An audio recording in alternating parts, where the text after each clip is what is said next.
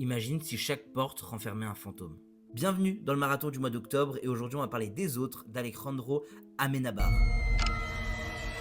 Et quelle petite claque que j'ai pu découvrir aujourd'hui. J'ai adoré ce que j'ai vu, il fait clairement partie du top des films que j'ai pu découvrir pendant ce marathon. On m'en avait beaucoup parlé, je l'avais acheté exprès en Blu-ray 4K pour cette raison, parce qu'on m'en avait beaucoup parlé, que je savais que j'allais aimer.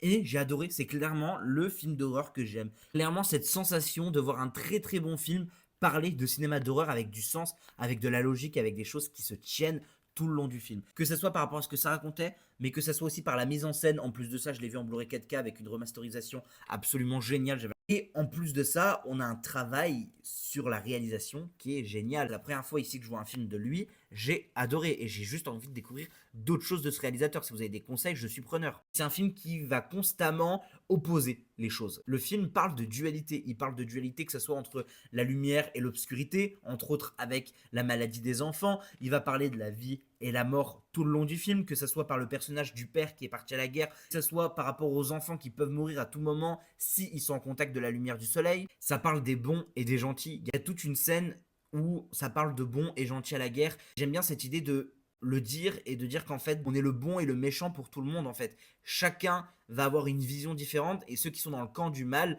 pensent être du bon côté, et ça met en dualité cette idée d'être bon et méchant. Non, c'est pas que ça. Et c'est surtout un film qui parle d'acceptation de la mort. Ça parle du deuil, ça parle de l'acceptation de la mort sur plein de choses. Et c'est tellement bien. C'est tellement bien amené, c'est tellement bien réfléchi. Il y a des choses dont on s'y attend pas. Il y a des vraies choses hyper intéressantes dans ce que ça raconte. Ça remet en doute tout le long du film cette idée de voir et croire quelque chose. Et je trouve ça hyper intéressant. J'ai rien à dire sur le film, je le trouve quasi parfait. Vraiment, j'ai vraiment beaucoup aimé ce que j'ai vu. Il va se retrouver très haut dans le top de ce mois parce que j'ai vraiment passé un excellent moment devant les autres.